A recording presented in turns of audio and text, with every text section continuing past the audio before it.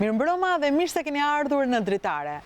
Kam shumë kënaqësi që e kemi mbyllur me politikën dhe kemi çelur turizmin, edicionin special kushtuar turizmit. Kështu që jemi zhvendosur nga studio News 24 për të ardhur në studion e improvisuar të verës këtu në Prestige Resort në Golem. Dhe kjo është vërtet kënaqësi për mua. Është kënaqësi për mua që të mund të ndaj emisione kushtuar turizmit, i cili sjell vetëm të mira, sjell vetëm zhvillim dhe vetëm mundësi të mira. Po prezantoj më njëherë të ftuarit e parë të emisionit të parë të këtij edicioni dhe kam të ftuar Ministren e Kulturës, zonja Elva Margariti. Shumë kënaqësi që u kam, era e parë që u kam. Po më mirë që u kam në këtë studio se në studion e politikës atje në News. Faleminderit. Kam gjithashtu zotin Paulin Ndreu, i cili është drejtori i përgjithshëm i drejtorisë Dritare, dhe do flasim për detin, sepse ne flasim shumë për resortet, flasim shumë për ushqimin, flasim për hotelet, flasim për rrugët, po nuk flasim fare për detin. Edhe është një magji e madhe atë tej që do ma tregosh besoj gjatë gjithë kohës. Faleminderit. Dhe kam Deli Muçollarin, blogere turizmi, që do të tregoj edhe për detin edhe për tokën, se i ndesh edhe i prek të dyja. Faleminderit që erdhe Deli. Dhe kam Lerina Agon, një mikesh të vjetër, nga koha që më mësoi rafting, dhe tani nuk i ka munguar asnjëherë emisioneve nga Shqipi në Dritare. Madje më ke marrë edhe më ke dehur njerë, se ndryshe unë nuk e bëja raftin para ki, s'ka pari. Por ama ja doli në një nivel shumë të lartë vështirësie, është kënaqësi edhe do ndajmë sporte të reja së bashku. Do flasim pak për të gjitha llojet e aventurave, të gjitha llojet e mundësisë që sjell turizmi. Kemi folur shumë për politikë dhe pikpyetja jonë e madhe ka qenë që ana kanë ikur turistët, a janë frikësuar. Në fakt, duke folur para emisionit, më thonë që jo, nuk kemi shifra.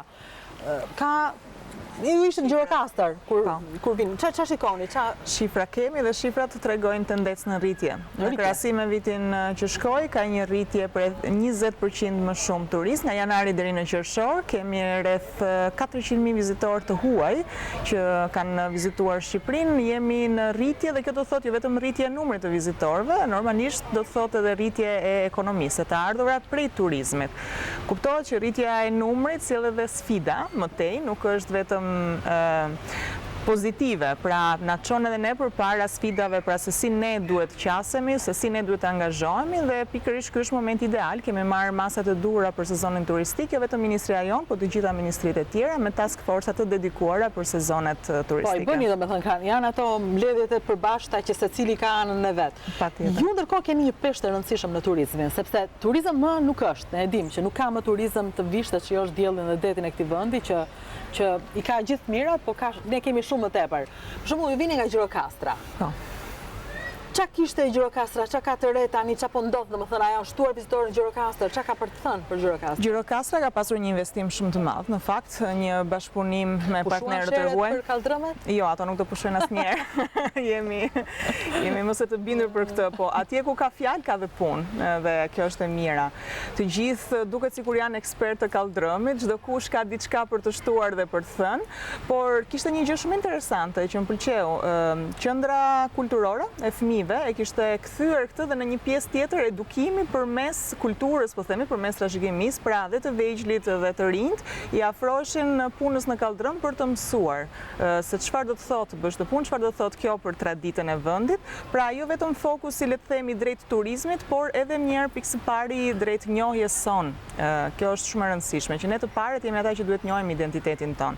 Ka pasur një investim të rëndësishëm, siç po thoja, që është ajo e qafës së pazarit, nuk është thjesht një investim restaurues, ajo ka qenë shumë i nevojshëm, por sot fillojmë dhe flasim për rijetëzim. Pra nuk mund të ketë më vetëm restaurim, ajo është e vërtetë është e nevojshme, është bazike për shumicën e monumenteve tona, por nëse vetëm do t'i restauronim dhe nuk do t'i jepnim jetë, nuk do t'i jepnim një funksion, atëherë ky do të ishte një investim i çuar dëm.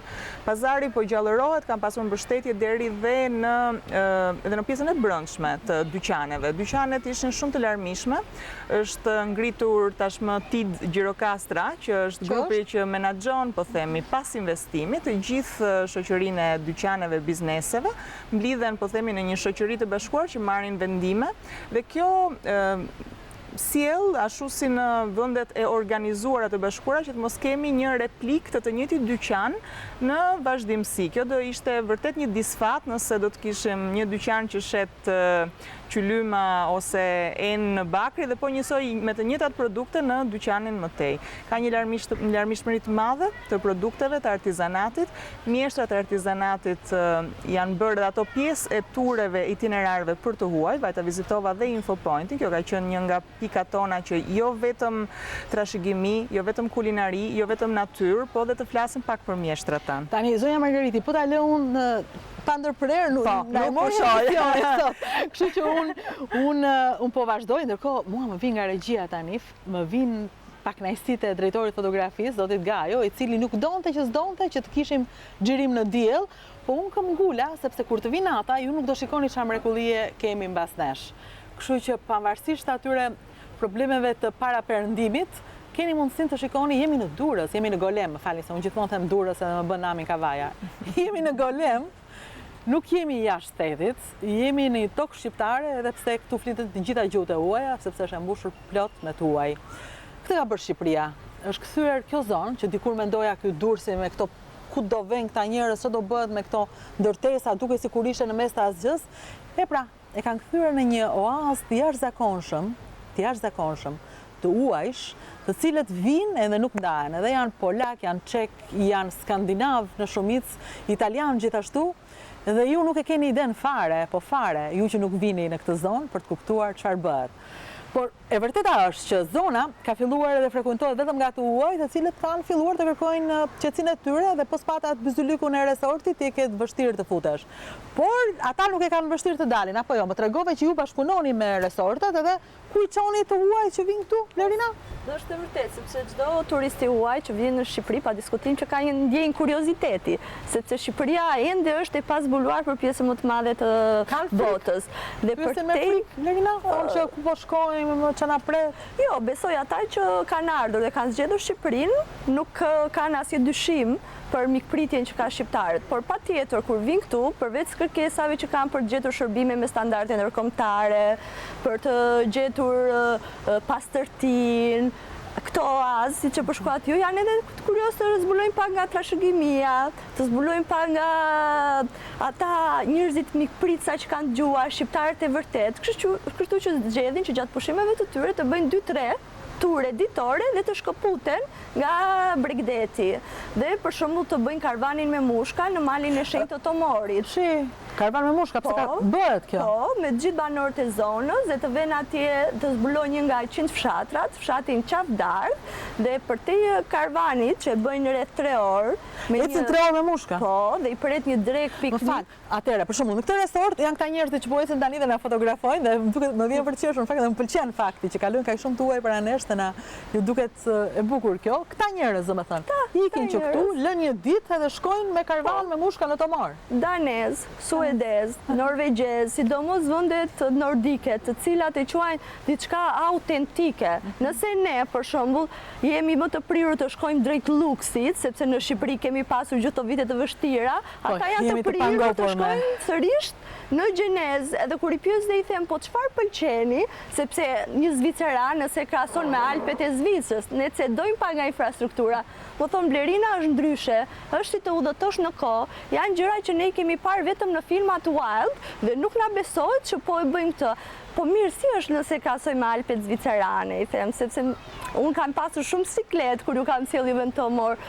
Mos u shqetëso, për neve është një diçka e mrekullueshme të provojmë kulaçin, gjizën, gjalpin, palafisht e zonës, por vendosin në krye të gjithë itinerarit të tyre takimin me banorët lokal, se si ne ecim në fshat, na del një gjyshe, ndalojmë aty dhe për 2 minuta që kemi ndaluar, ne na është mbushur tavolina me arra, me bajame, dhe atyre bën shumë përshtypje dhe se si mundohemi ne shqiptarët, edhe pse s'din ata anglisht, me këmbë dhe me duar të tregojnë të flasin. Kjo është e bukur. Megjithatë, një prej arsyeve që dohet ishte zoti Ndreu sot ishte deti, sepse ne flasim dhe i kënaqemi gjithçka që kemi, dhe në fakt kemi drejt kënaqemi. Unë kam nisur me emisione për turizmin në vitin 2002 dhe kam nisur në Durrës. Dhe kur shkoja dhe kërkoja pronarëve të lokaliteteve shumë të vogla në atë kohë, i thoshin, po ç'më zgjodhe mua? Ne kemi hallë, s'kemi ujë, s'kemi drita, po për këto do flasim, i thosha. Dhe emisionet e mia të para në Durrës e Kavaj kanë qenë për ujin dhe për dritat. Dhe unë ndjej një kënaqësi të jashtëzakonshme që drejtoj emision në Prestige Resort të flas në një vend që të bën të ndihesh kaq mirë që është këtu, është Shqipëri. Prandaj dhe mezi i gëzohemi ne këtij fakti që ja kemi dalë të rregullojmë tokën. Po me detin ç'a bëhet? Se duket sikur detin se frekuentojme, kemi frikë, lahemi aty afër bregut edhe kaq. Ministrën edhe blogerën që flasin për tokën e për ashtu, unë konceptoj se si mund ta ndjerë një njeri të shikojë tokën, bregdetin ton nga deti. Nga deti. Që është një pamje jashtëzakonshme, fantastike, e cila këto vitet e fundit ka marrë një trend shumë shpërthyes, edhe me mjetet turistike, por edhe me aventura, me mjetet të vogla, me motorra, me të gjitha llojet e mjeteve. Dhe përfundimisht edhe Shqipëria ka hyrë në grupin e gjithë shteteve, fqinje, Greqisë, Malizzi, Kroacisë, gjithë me një flotë që nga më e vogla deri tek më e madhe turistike. Me një dozë pak hiperbolizimi, sepse unë nuk shoh kaq plot në det. Ja vetëm të shohësh, tani e ke bosh.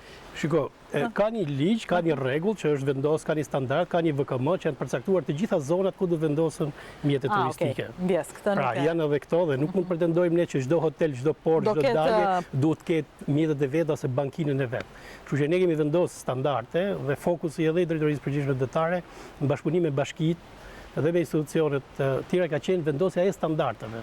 Dhe ne kemi luftuar shumë për këto standarde, kemi të paktën 3 vitet e fundit që luftojmë shumë për vendosjen e standardeve. Dhe deti jonë sot është totalisht shumë. Sa nga njerë, bile ne pretendojmë, mendojmë se ku do të shkojnë kaq shumë. A keni frikën e trafikut detar? Jo trafikut, kemi trafikut të sigurisë. Të sigurisë. Dhe ne kemi marrë masa që bashkë me rritjen e numrit të fluksit të madh të mjeteve turistike të cilat janë regjistruar në vendin tonë dhe sot dalin shëndetësisë e tjerë, ne ti vendosim edhe regjistruar. Domethënë ç'a motor uji, skafe, ç'a? Megjithëse i kemi me statistika, po kam kaq. Jo, më statistikat se vërtet. Po nuk shfrytzuam detin, s'kemi gjën Terezina. Domethënë deti është parajsa. Pas moratoriumit, të të mërshëm në fakt që krijoi një lloj paniku, bllokimi, një lloj stepje të gjithë bizneseve dhe personave, tash ka ardhur një fluks që gjithë njerëzit ishte trendi i makinave.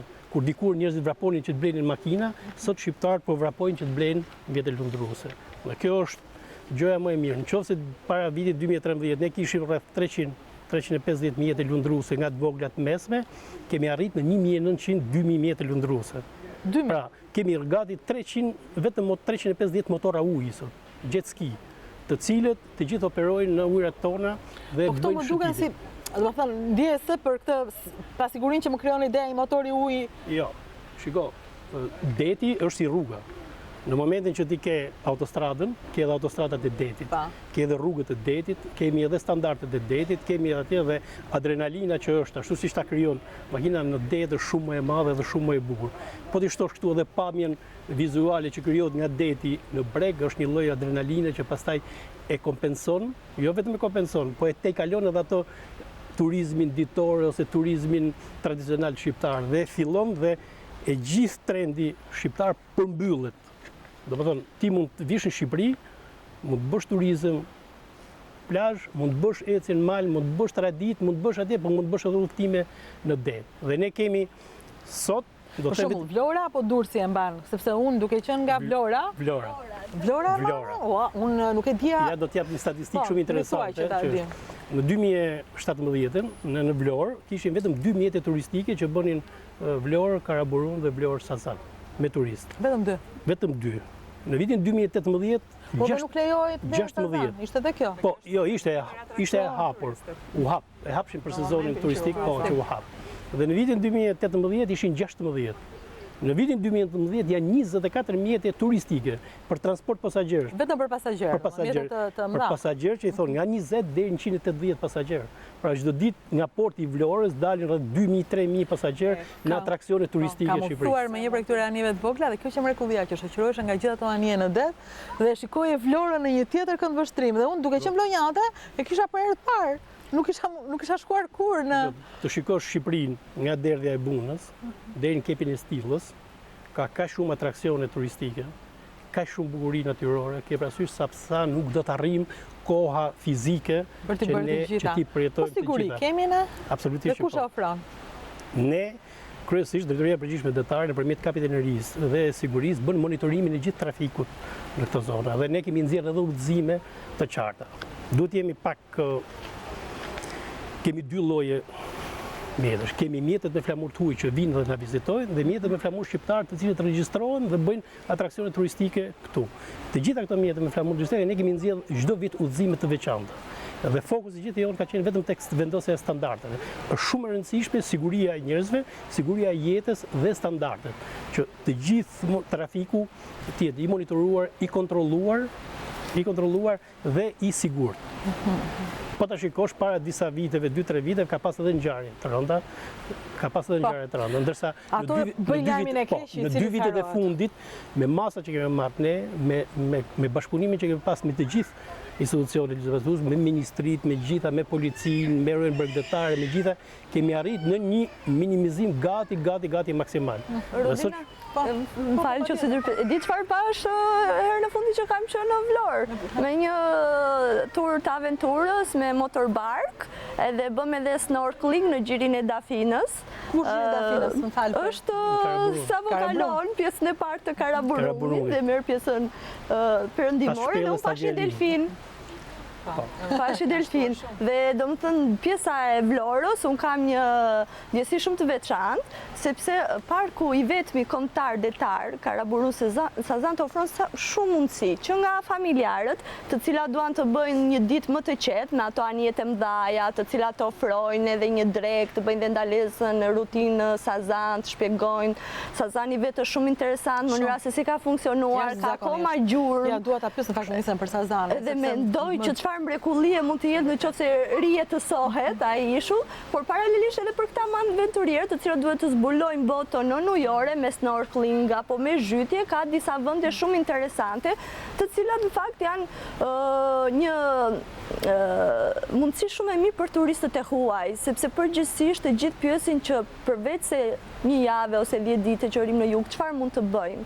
Dhe ke mundësi nëpërmjet këtyre motorbarkave të zbulosh apo nëpërmjet shtigjeve hiking të vesh deri në Gram, e pastaj të marrin motorbarkat e të kthejmë prapë në Vlorë. Pra ka mundësi të pafundme eksplorimin. Haxhi Alis është një ndër shpellat më të bukura në Ballkan. Në ngjyra fantastike. Do të thonë, shtetet tjera, Gramës edhe të gjitha ato janë pika turistike atraksione që turistët kanë një kërkesë të jashtëzakonshme me çdo lloj. Do të thonë kanë futur në artat e tyre, duan të shkojnë. Mbrojtje të veçantë, me status veçantë dhe këtë doja të shtoja edhe unë që kemi ende shumë për të ofruar, ndoshta në një farë mënyrë ne vetë nuk e njohim, kur flasim për turizmin detar, nuk është vetëm shëtitjet me barkë turistike, pra janë shtuar vërtet anije turistike, por nuk janë shtuar ende pikat, po themi, të zhytjeve në ujore. Kur flasim për zhytje në ujore, ne si ministri kemi shumë kërkesa dhe për arkeologët në ujor. Kjo është një pjesë nga të huajt, sepse është një pjesë që bashkojmë, po themi, deri diku turizmin me kërkimin shkencor. Arkeologjia nuk ekziston vetëm në tokë, arkeologjia ekziston edhe nën tokë. Tek ne është komplet një pjesë e pa zbuluar, një pjesë ende e pa kërkuar, e pa dokumentuar. Në botë ekzistojnë dhe muzet në New York.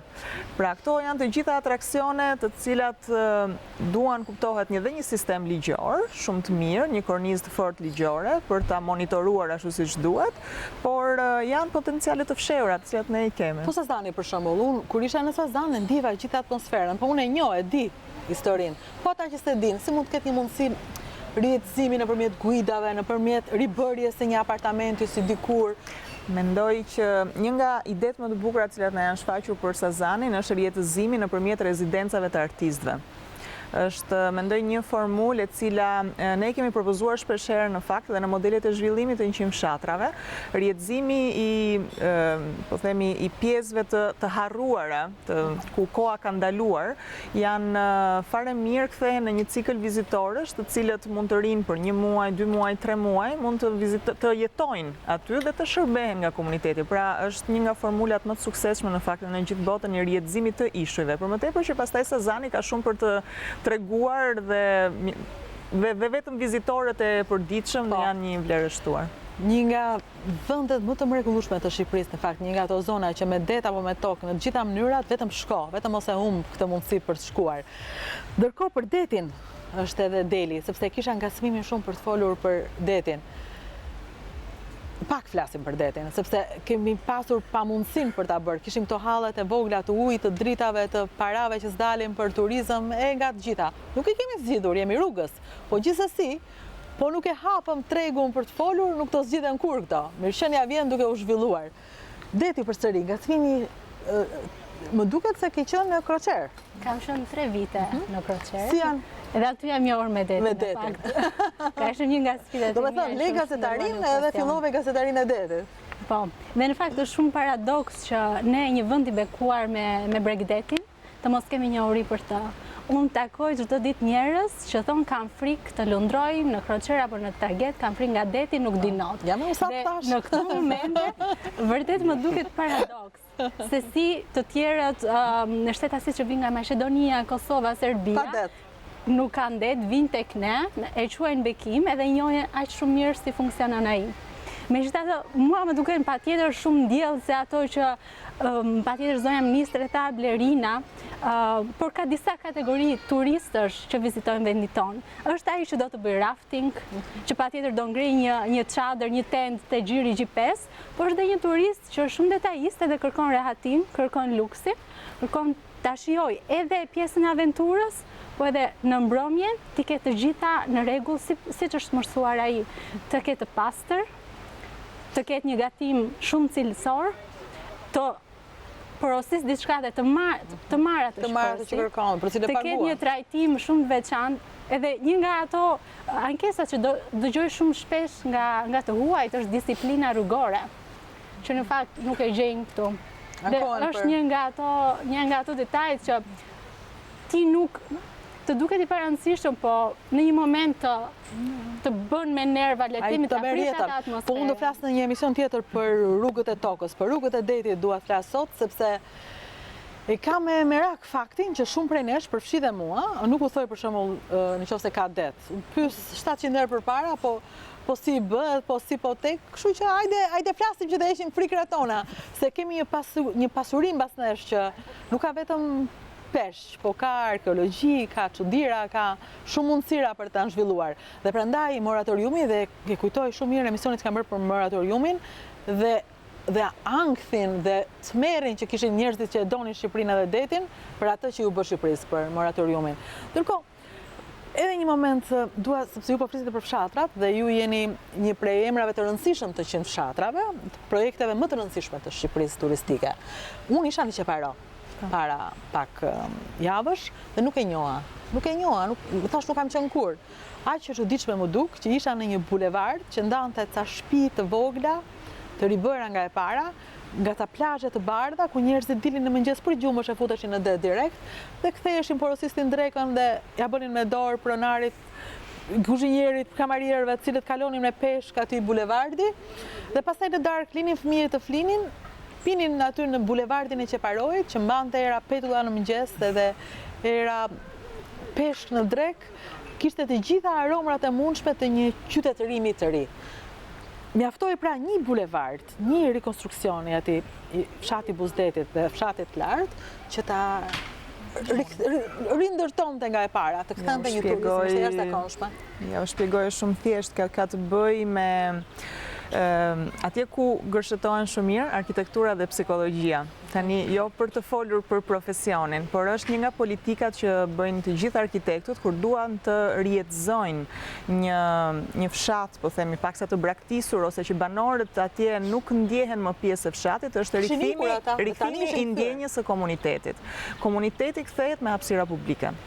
Bulevarde, sheshe, ato që u bë me rilindjen urbane. Pra, rilindja urbane nuk ka qenë një gjë rastësore. Rilindja rurale sot, 100 fshatrat, është një vazhdimsi e saj. Më përpara u krijua sensi i komunitetit, më përpara u krijuan sheshet, shëtitoret, u rikthyem në traditën tonë. Të gjithë ne kemi rritur me gjyshet që rinim tek shkallët e pallatit, dilnim jashtë, ne vetë fëmijë kemi lozur jashtë. U rifutëm brenda, teknologjia e përditshme, globalizimi na u diktoi që ne duhet futeshim brenda në shtëpi. Këto hapësira publike, hapësirat e përbashkëta, hapësirat ku ndodh diçka, edhe ato shëtërvanët në përsheshe të shumë folur, të shumë kritikuar. Janë një mënyrë për të afruar fëmijët.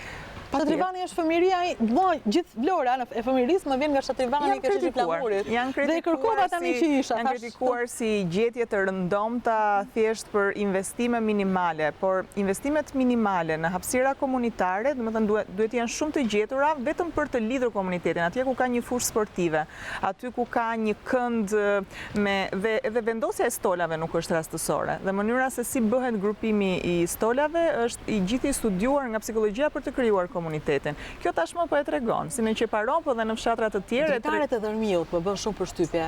Ai ka qenë një projekt dhe vazhdon të jetë një projekt shumë sfidues, që të kthesh. Si ka ndodhur ajo? Nuk është se çdo kush i ka bërë vetë? Jo, ka qenë një program shumë i madh me mbështetje të Bankës Botërore, implementuar me Fondin Shqiptar të Zhvillimit. Ministria e Kulturës ka qenë lider, po themi, edhe deri diku dhe shumë e përfolur në fillim nga komuniteti, sepse gati duke si një farë dhunimi, duhet të heqësh të balkon sepse është një shtesë, ti ke një shtëpi monument kulture, ky balkoni nuk është pjesë e shtëpisë tënde, ai ndërkohë e ndjente të tijën sepse e shfrytëzonte. Por pastaj me hapat e parë, me personat e parë, prap aty rifutet psikologjia. Në momentin që ti ke krijuar atë bërthamën e parë mbështetëse në komunitet dhe gjithë të tjerë ndjekin. Jo më larg se dje pata një kërkesë nga një tjetër banor i Dërmiut që thoshte në projektin tuaj më rezulton që shtëpia ime nuk është përfshirë dhe unë dua që të përfshihem, jam gati të më ndryshoni çatin, të më ndryshoni dritaren, dua të jem. Vetëm dritaret kanë ndryshuar edhe çatit, po. Dhe janë lyrë në një ngjyra e mjaltit, na identifikonte, nuk ishte si në Greqi Boqelli. Ishte tjetër gjë, ishte shumë ndryshe. Dhe do ketë akoma dhe prekje të tjera. Dhe një tjetër shesh pushimi si një balkon panoramik, tashmë i Dërmiut të vjetër mbi detin, një tjetër shesh pushimi atje ku afrohen makinat, pra duhet që dhe pjesa e kalimit në fshat të jetë sa më pedonale. Është e pashmangshme të kalojnë makina sepse është rrugë nacionale. Është shtuar një shteg i mullinjve gjithmonë në Dërmi.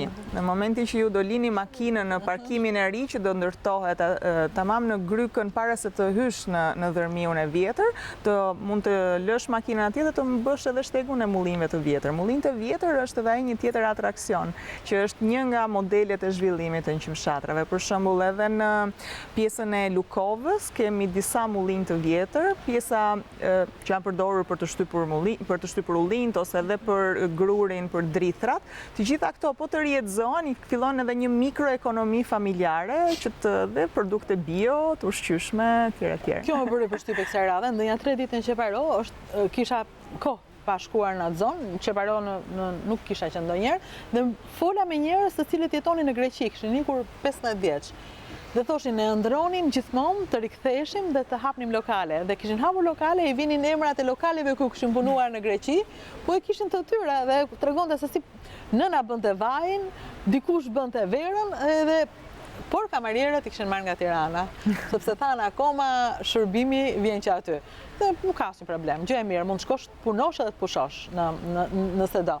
Për shembull e ke provuar shtegun e mullinjve që thon ministri? Ke çuar njerëz? Shumë i bukur dhe nuk është shumë i gjatë, është për një mbasdite për të parë perëndimin e diellit, lloj shtigjesh, itinerare që gacmojnë turistët e huaj. Ne ende nuk jemi të prirur që të zbulojmë, sepse për ne Shqipëria është komplet e pa zbuluar. Ne habitemi dita ditës vetë ku shikojmë ndryshime kaq shumë dhaja në për zona turistike. Që e beson, unë e vjen në Instagram Qeparon dhe më thoshin se ku je aty. Po Qeparon jam, çka kam bërë?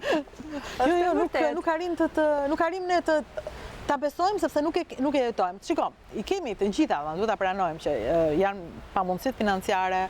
Është edhe fakti që jemi mësuar që turizmin ta bëjmë ja deri në Durrës, deri në Vlorë, kaq është maksimumi, zihemi pastaj ku do parkojmë. Duhet i hapemi këtij vendi. Flasim për perlat e natyrës.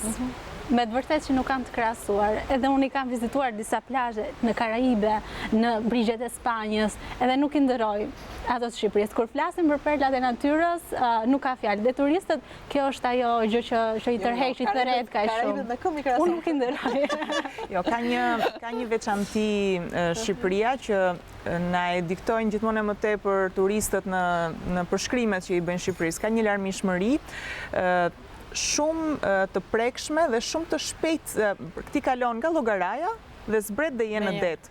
Kjo nuk është një gjë që ndodh shpesh në vende të tjera të botës, që ti të jesh në mal, ti mund të zgjedhësh brenda ditës të jesh në klimën e ftohtë të malit dhe pas disa orësh të jesh në klimën e nxehtë të plazhit me të gjithë, nëse mund të duash të shkosh në dërmiun e vjetër dhe të ndjesh pjesën tradicionale ose në pjesën e resorteve.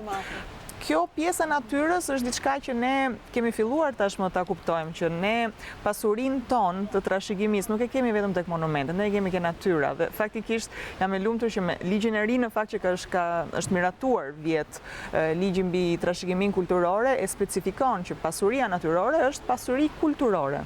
Jo më larg se javën që shkoj, e them edhe këtu me kënaqësi të madhe, arritëm të fusim, të pranojmë në UNESCO pjesën shqiptare të liçenit të orit. Kjo është një tjetër perlë, është një tjetër mënyrë për të bërë ekonomi nëpërmjet turizmit. Kush e di që pret tani po gradesin edhe gjithë zonën, sepse kjo është përfitimi, nuk vjen me njerë, dhe unë i çuditem ndonjëherë kur i vëm lajme të tilla në portale dhe thonë qa pastaj. Po si e qa pastaj? Përfitimi s'vjen me njerë dhe nuk vjen me njerë në shpinë tënde, po vjen gradualisht. Ti vetëm përfshiu në turizëm se ke për t'ja parë të mirat. Duke ndjekur rekomandime. Duke ndjekur patjetër. Sot jemi në momentin që duhet paksa të mos bëjmë të gjithmonë vetë, si dim vetë dhe si duam vetë. Se është imja kjo. Ka diçka shumë interesante, po ta shikosh se ne kombinojmë për shembull investimet me shtimin e në qoftë se po marrim shembull Lungomarja derisa përfundoi Lungomarja, ke parasysh, kishte një lloj kurrje të njerëzve edhe tek mjetet lundruese, tek mjetet turistike, edhe tek atraksionet.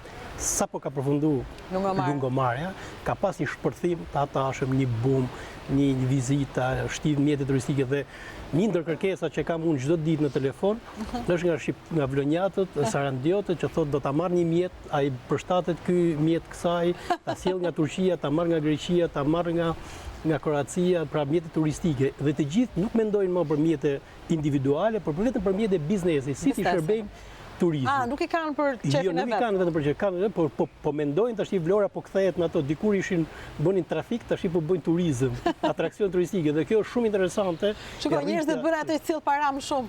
Pikërisht. Po të solli turizëm do bëjnë. Turizëm bëjmë, por kombinimi i investimeve solli një boom edhe të mjeteve turistike.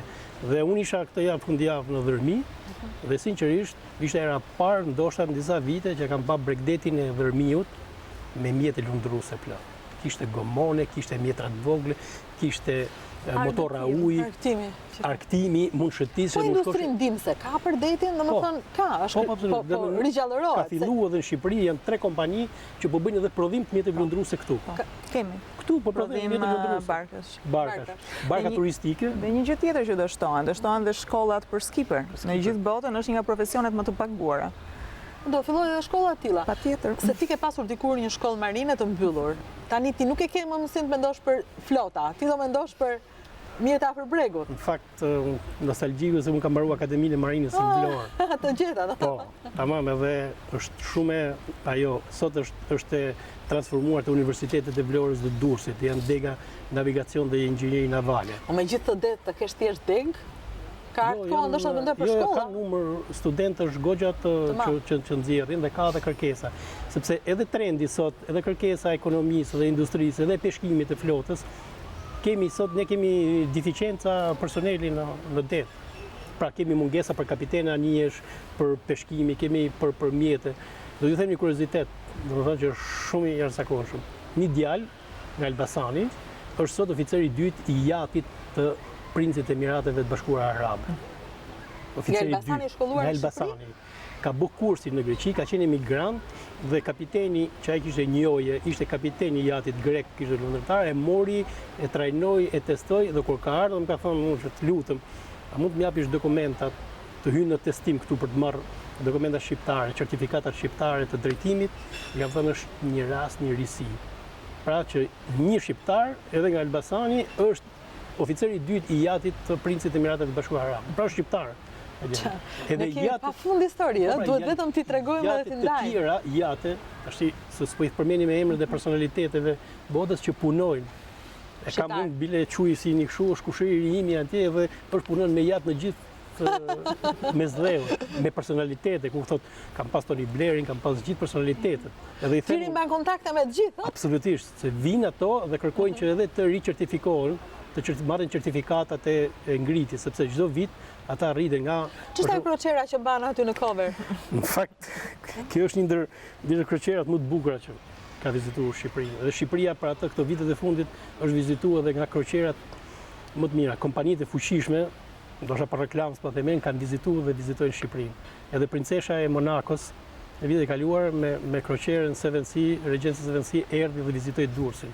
Pra pas një investimi 400 milion euro rekonstruksion kroqerës, erdhi në udhëtimin e parë promovues, ajo ishte destinacion edhe Durrësi.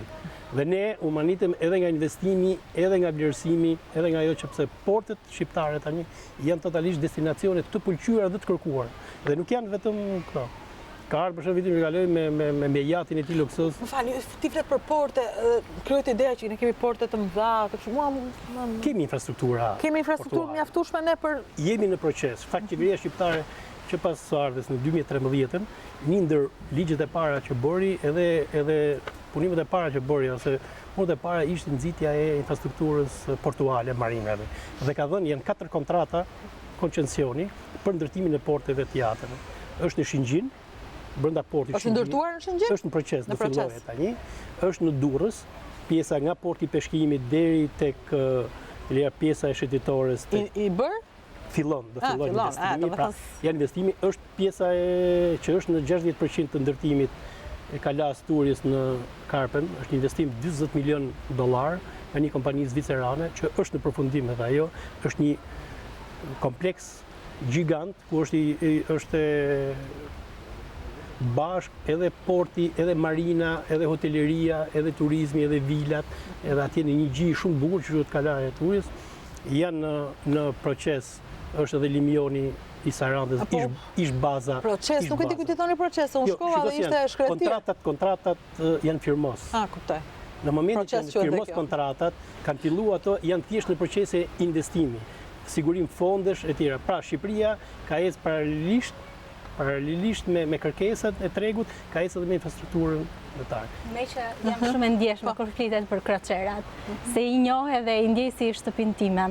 Mendoj që ata persona që në Shqipëri duhet të njohin potencialin e kroqerave e njohin gjatë. Unë fola edhe me zotin Paulin dhe ai e di se çfarë potenciali kanë kroqerat që sjellin me mira turist brenda një dite në një qytet.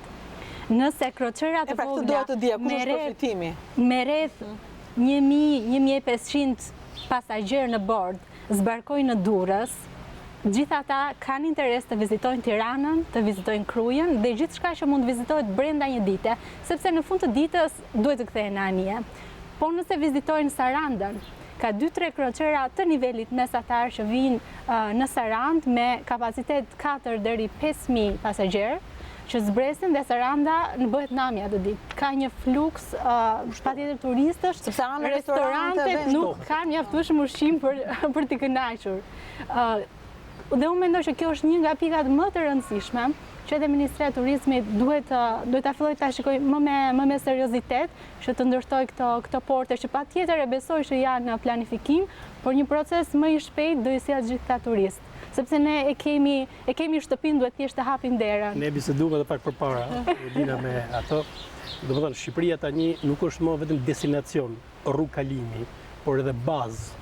Pra kompanitë fuqishme po kërkojnë që Shqipërinë ta kthejnë edhe bazë për fillimin për nisjen e kroqerave. Pra nga Shqipëria filloi nisja e tureve të kroqerave. Që Shqipëria jemi në këtë fazë? Po, jemi në këtë fazë.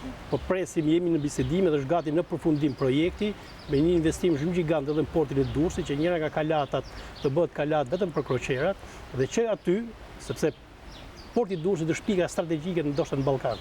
Është afër Tiranës, është afër aeroportit, është afër Italisë, janë gjitha pikat dhe aty mund të ndërtohet, ata kanë shumë interes se i sjellin me avione, me kosto të lirë, i mbarkojnë në Durrës dhe nga Durrësi fillon. Pra mijëra euro, miliona që mund të vinë dhe punësime që mund të bëhen. Po, sepse punësim, mos harrojmë që janë shumë shqiptarë që mund të punësojnë kroqera. Ka shqiptarë që punësojnë në kroqera. Po, çelësi i këtij punësimi është edukimi. Nëse unë mendoj që ka një gjë që mund të bëjë ndryshime në vendit tonë është edukimi.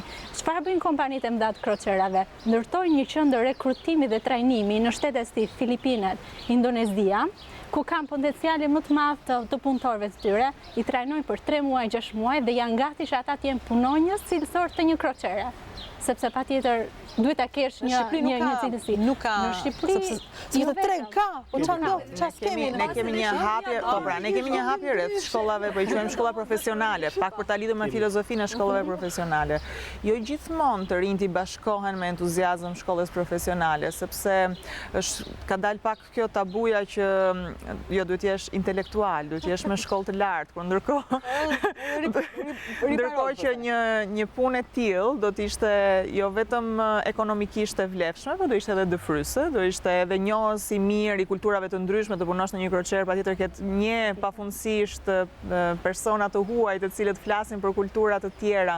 Pra duhet pak kur flasim për edukim, mendoj që duhet fillojmë të gjithë bashkë të flasim sa më shumë të rinjve, të themi që të edukohesh, nuk do të thotë vetëm të jesh jurist, të jesh mjek apo arkitekt. Kjo është për mua me edukimin. Bëj një listë të shkurtër me gjithë personat që më kontaktojnë dhe duan të punojnë në kroqera. Patjetër bëj 2-3 klasa bashk dhe ata patjetër do ishin të gatshëm të bëjnë një kurs 3 apo 6 mujor për të punuar në kroqera. T'ja ofronte qoftë një institucion qeveritar apo jo një institucion publik. Sa shqiptarë punojnë në anijet të huaja? Sa? Janë mbi 2000 shqiptarë. 2000 shqiptarë që punojnë në anijet të huaja. Që punojnë që nga marinar, nivelit të mesën dhe deri edhe oficera në tragete, oficera në anije kargo, tregtare, deri edhe në kroqera. Arrin shqiptarë που shkojnë deri në Afrikë, në Kongo, në Libi, në atje. Ne edhe kësaj kemi paraprit. Ne këto ditë do miratojmë edhe rregullore në akreditimit të këtyre kompanive që bëjnë trajnimin e këtyre dhe njohjen e certifikatave. Dhe këto kompani që do të akreditohen tani më tek ne, përgatisin këto lloj personeli për mjetet lundruese. Pra që nga mjeti më i vogël, ashtu që kur japim ne patenta. Do shtohet tregu punës nderuar televizikues. Nuk do punoni vetëm në tokë, do punoni edhe në det. Prandaj duhet i kthejmë syt nga deti. Po ndërkohë edhe një gjë, mua për shembull më pëlqen shumë fakti dhe unë me vonesë kam nisur. Nuk mund të them që ju ke njerëzit që e kuptova dhe e desha me njëherë.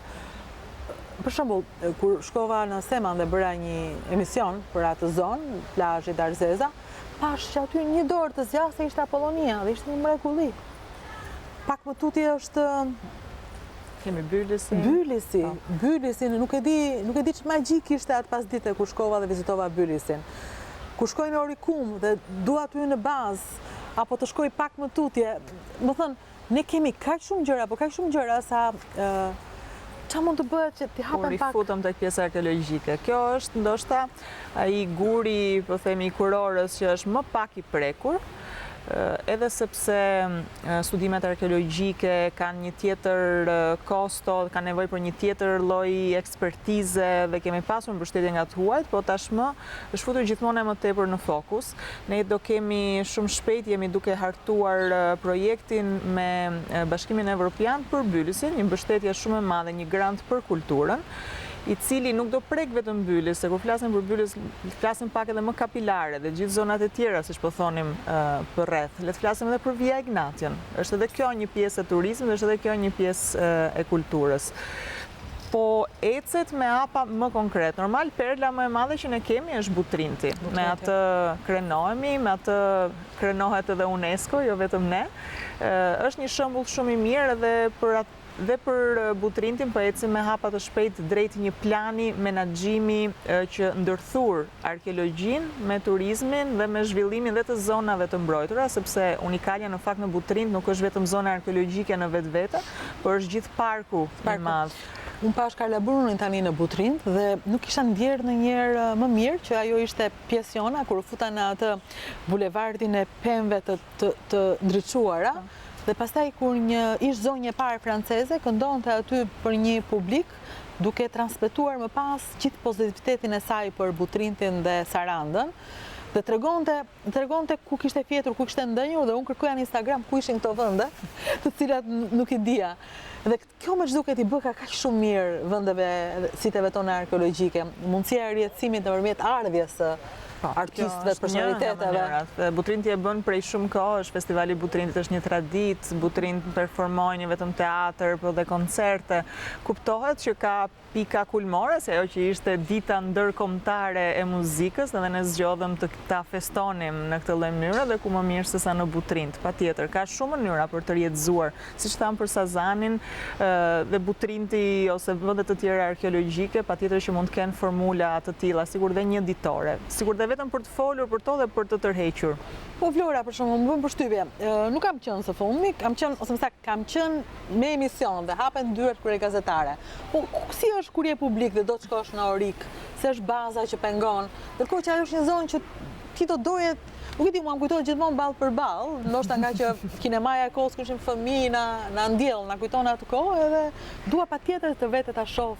Ne mendojmë që duhet thjeshtuar në fakt tashmë pjesa e hyrjes, do të mjaftonte sepse rregulli aktualisht është që dikush duhet të shoqërojë, duhet të regjistrojë. Është deri diku e natyrshme edhe që të jetë mbrojtur, sepse po të flasim për turizmin ujor, pjesa e nëndecëve është një tjetër lloj turizmi, le ta themi arkeologjik edhe ai në vetvete.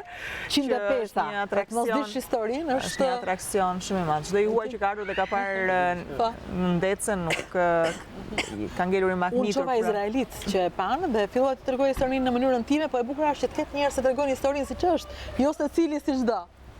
E vërtet, duhet të shtojmë akoma dhe më tepër Ciceron gjatë vitit. Në sezon turistik kemi një numër të shtuar ciceronësh dhe shoqëruesish. Kemi dhe vullnetar, kemi dhe të rinj që kthehen për pushime pranë familjeve të tyre dhe që shpenzojnë rreth 2 muaj. I kemi thënë që mund bëhen pjesë e programeve tona, si mund të bëhen shoqërues në site, në muze, mund të jenë pjesë e shkollave verore dhe në këtë lloj mënyre edhe të njohin pak nga kultura e tyre dhe kur të kthehen, pastaj ta bëjnë ata promovimin të krenar për vendin e tyre. 150 nga spoj? Nga spoj shumë. Normal. Nga spoj shumë, sepse është ajo ideja e luftës ftohtë. Edhe deklarata atëherë e diktatorit që Sazani është beton dhe hekur, ka një kuriozitet që sot po na rikthehet na kthehet në turizëm, në një këshilli të jashtëzakonshme të turistëve huaj. Dhe prandaj ata kanë një ndjesi kur vizitojnë Sazanin, sepse mendojnë luftën e ftohtë, mendojnë ballë për ballë, mendojnë përballjen me rus, duke ditë që me çfarë fuqie ushtarake ishte ky. Se janë gjëra të larta të haruara, ja ku janë. Ky shtet i vogël kaq përballet me një superfuqi detare siç ishte Rusia me nëndecë dhe me kështu. Dhe kur i viziton ata e vizitojnë çdo lloj elementi të Sazanit, çdo lloj elementi, dhe gjithë kërkohen përfiturim dhe nuk duan Sazanin ata që ta ndryshojnë. I pëlqen ideja e tij ashtu. Atë shkollën që ka qenë 8 vjeçare, aty që bankat e prishura është me ato yllin, ajo shkolla ka një gjë shumë bukur. Nga mbrapa ka një ubor dhe ka një yll të bërë. Basta ubori pas shkollës? Po, pas shkollës, asaj një kafshë. Do ta bëj tani kur shkoj. Dhe është shumë interesante dhe ata vinë dhe shikojnë me shumë kushëri se si familje tërë oficerash, fëmijësh janë rritë aty, brezash që janë rritë aty dhe është një ndër destinacionet sot që ka krijuar impaktin më të madh tek turistët e huaj. Domethënë, të shkosh në orën 9 të mëngjesit në portin e Vlorës, ka një dyndje, thonë 2000, 3000 njerëz që kërkojnë që të shkojnë vetëm në Sazan, vetëm që ta vizitojnë Sazanin. Edhe ato shtëpitë, atë bazën, të gjitha ato ndërhyrje. Po pa llogarit këtu pastaj Palermo janë. Po. Porta Palermo që është baza e nëndecëve, domethënë një ndër që ata i godet. Nuk do ketë në Porto Palermo diçka më ndryshe nga nuk është menduar për diçka. Po kemi menduar edhe për Palermo. Jemi në momentin. Ne kemi vizituar me flotën, sepse ajo sot është e flotës. Që për sezonin e verës të lejohen që edhe jatet e huaja të krijohet atraksioni, po ta vizitojnë, atë është një këshëri që aty është baza më e madhe e nëndecëve, që nëndecja në ujë futet aty dhe aty është baza e sigurave që furnizon. Natyra që e rrethon është unikale, se ajo është vlerësuar, se ka shumë baza të tjera në ndece, po jo ndoshta me natyrën tonë. Në këtë që bashkë që duhen shfrytzuar edhe ato që të kthehen në mundësi qëndrimi, sigur edhe kabina, edhe mundësi një hotel i shtrirë, i fshehur në terren do ishte. Vin projekte, vin propozime. Po, kemi shumë. Ka ndodhur në fakt një fenomen shumë i mirë, ka filluar kohë më përpara kur flitej për gjithë arkitektët e huaj që janë afruar Shqipërisë atëherë kur ndodhte Atelier Albania, konkurset ndërkombëtare, ajo sot është kthyer faktikisht në një formulë konkrete. Të gjithë ata arkitektë që kanë ardhur, janë ftuar atëherë në Shqipëri për një konkurs ndërkombëtar, vinë vetë me sugjerime. Pasi vizitojnë Shqipërinë dhe sjellin ide të reja. Unë jam tërkohën e rrethuar nga të huaj që sjellin propozime. Kuptohet që është një proces i vështirë kur flasim për investime të mëdha, por kemi një bashkëpunim shumë madh. Unë ndjej si një Shqipëri tashmë pa kufi. Jemi vërtet të përfshirë, sidomos në rajon, jemi vërtet si një familje e madhe, gjithmonë duke u ndihmuar si nga pala italiane, ka shumë faktikisht nga arkitektët dhe profesionistë ndryshëm italianë që vinë me ide dhe janë gjithmonë bashkëpunues sidomos për pjesën e turizmit. Edhe ku ka më mirë do thoja unë, sepse ata faktikisht kanë qenë shembull në gjithë botën që të kthejnë trashëgiminë kulturore, natyrore, kulinare, ta kthejnë në turizëm, ta kthejnë ekonomi. Se po ndiqja tani në një pamje, ishim bashkë dhe po shikoja ngjyrat e pishinës. Qa prallë, dhe kjo është në fakt, turizmi shqiptar është një prallë për të ndarë së bashku, se nuk kemi vërtet kufi. Nuk kemi kufi, detin e kemi të përbashkët, bashkë me shqiptarët e Kosovës, të Maqedonisë, të diasporës, të Shqipërisë, të Ukrainës, kudo ka shqiptar, kjo është një gjë për të ndarë gjatë verës. Nuk e di, ndërkohë që unë do jap kohë publicitetit, zonja Margariti do të largohet, do të kemi zonjën Manastirliu për të ndarë një tjetër moment për turizmin, sepse të gjitha ministrat kanë pjesën e tyre të gjës.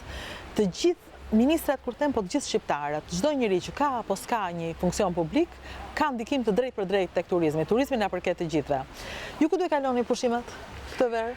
Do t'i bashkojmë patjetër Rivierës shqiptare, ende nuk e kemi vendosur destinacionin, po do preferoja më shumë që ta shijoja me disa ndalesa, jo vetëm në një vend. Tamam të shijonim larmishmëri. Një zonë të preferuar apo?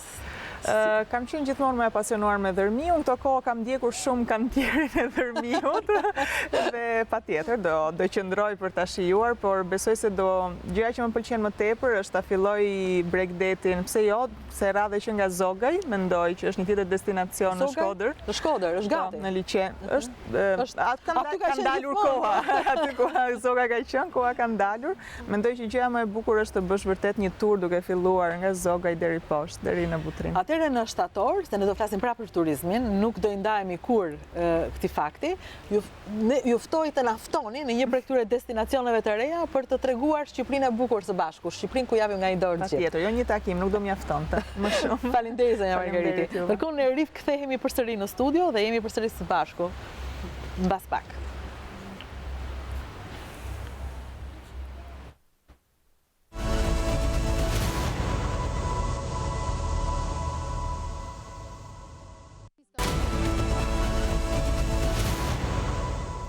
Rikthehemi përsëri në Dritare, në këtë studio të improvizuar në Prestige Resort në Golem.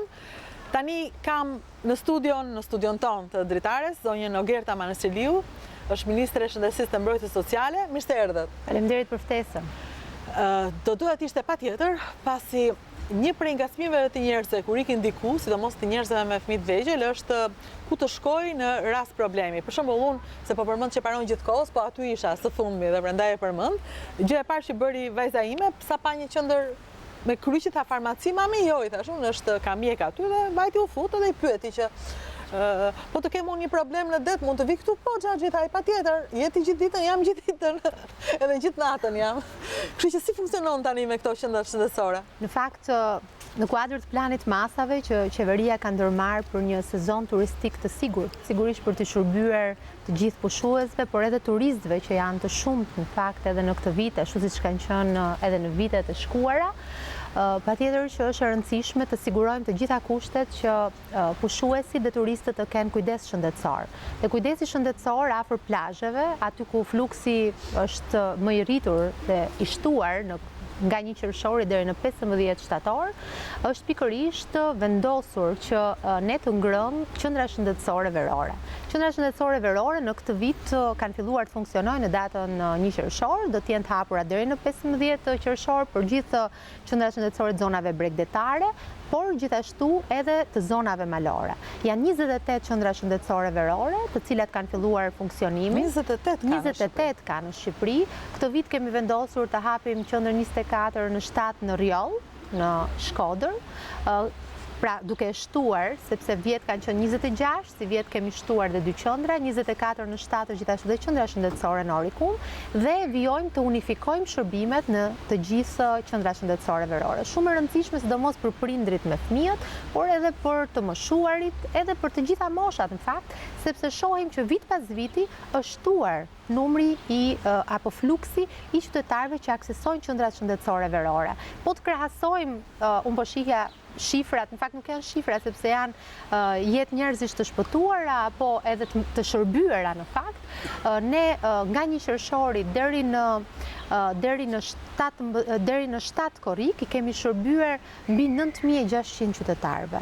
Dhe ka vetëm për këtë periudhë. Dhe në krahasim me vjet janë 900 shërbime më shumë të bëra në këto qendra shëndetësore, që do të thotë qytetarët patjetër kanë më shumë informacion, sepse ka shumë të bëjë dhe unifikimi i sinjalistikës, ti e the vet, vajza identifikoi kryqin. Në fakt nuk është kryqi tipik i farmacive, është një kryq i kuq që tregon që dhe deti afër, që tregon që qendra shëndetësore është aty, pra një shërbim kryhet në këtë qendër. Jemi përpjekur që të gjejmë qendra që janë afër me gabinat e plazhit apo afër strukturave. Aty shërbejnë mjek dhe infermier, janë në total 157 mjek dhe infermier që shërbejnë në këto qendra, janë mjek të cilët kanë shprehur dëshirën për të punuar në 3 muajt e verës, si mund thuash, në këtë qendra shëndetësore, dhe infermier gjithashtu që janë nëpërmjet portalit Infermier për Shqipërinë, që ende nuk kanë një punë të stabilizuar, por që vinë për të punuar 3 muajt e verës. Në fakt, një pjesë e mirë e këtyre mjekëve dhe infermierëve kanë qenë dhe tashmë është bërë traditë që vinë. Që vazhdon ai shkon përsëri. Është shumë e rëndësishme për të teksuar sa trajnimi që i bëhet mjekëve. Përpara se të fillojë sezoni, mjekët trajnohen nga qendra kombëtare urgjencave, pasi duhet të theksojmë dhe një fakt që është shumë i rëndësishëm, duhet dhe ta dinë qytetarët që në afërsi të qendrave shëndetësore verore gjenden dhe autoambulanca që koordinohen nga një numër unik nga dhjetori 2018, numri unik 127, që shërben për të gjitha urgjencat, është i shtrirë në gjithë Shqipërinë. Ndaj të gjitha thirrjet që i shkojnë këtij numri koordinohen në një qendër unike dhe të gjitha autoambulancat në shërbim janë të vendosura në postacione fikse. Për sezonin turistik janë 18 autoambulanca, të cilat koordinohen nga kjo qendër, janë në afërsi të zonave ku fluksi pushuesve është i lartë, dhe në rastet ku duhet referuar në spital i smuri apo një pushues, edhe në rastet kur duhet transportuar nga plazhi apo nga ambiente të tjera në qendër shëndetësore, aksesi është më i shpejtë. Pra kemi synuar që të riorganizojmë burimet tona, potencialet që kemi aktualisht në funksion të shërbimit që ofrojmë qytetarëve. Për shembull, po flasin jo vetëm për janë shërbime jo vetëm për qytetarët shqiptar, jo vetëm për ne që kemi një problem, shërbimet janë edhe për të huaj. Kryesisht për të huaj. Se ata janë vend me vrap. Ne jemi mirëpritës dhe është atë po mendoja, dëgjoja zërin ministre se sa shumë zhvillim sjell një ekonomi e vetme si turizmi dhe sa shumë angazhim do të gjithë sektorëve. Dhe unë mbaj mend shumë mirë Rudina kur keni filluar ju emisionet e para, shumë pak njerëz besonin te turizmi. Fare. Kishte nga ata që thoshin pse do vinë njerëzit në Shqipëri, për çfarë arsye do vinë në Shqipëri? Çfarë do shohin? Ne jemi të mbaruar. Ashtu siç u besonin edhe kur tregonin foto të bukura të vendeve të ndryshme të Shqipërisë, thoshin janë në Austri, janë në Zvicër, vetëm në Shqipëri, në vendin e tyre nuk e besonin. Kështu që është shumë e rëndësishme që ta shohim ne turizmi si hallin ton të përbashkët dhe si të mirën ton të përbashkët, sepse shpeshherë mundohemi që të vëmë gishtin ose të gjejmë gabime. Gabime ka dhe ne jemi gjithkohës në përmirësim. Por ajo që është e rëndësishme është që ne kemi arritur tani të kemi 8.5% të GDP-s nga turizmi. Synohet që në 2028 të arrihet bashkë me industritë e lidhura, sepse shëndetësia, është transporti, është bujqësia, kultura. Mjek që mund të mos punojnë gjatë vitit diku, por e kanë fokusuar, kanë 3 mujorshin, ai shkon dhe shkon për herë. Një njeri që punësohet, një jetë që shpëtohet, sa shumë ndikim ka në të gjithën. Po imagjino me të gjitha përpjekjet që po bëhen, me të gjitha programet për të zhvilluar jo vetëm turizmin bregdetar, por në të gjithë territorin e Shqipërisë, pra turizmin e përgjithshëm. Këta mjek për një dekadë do ta kenë punë fikse.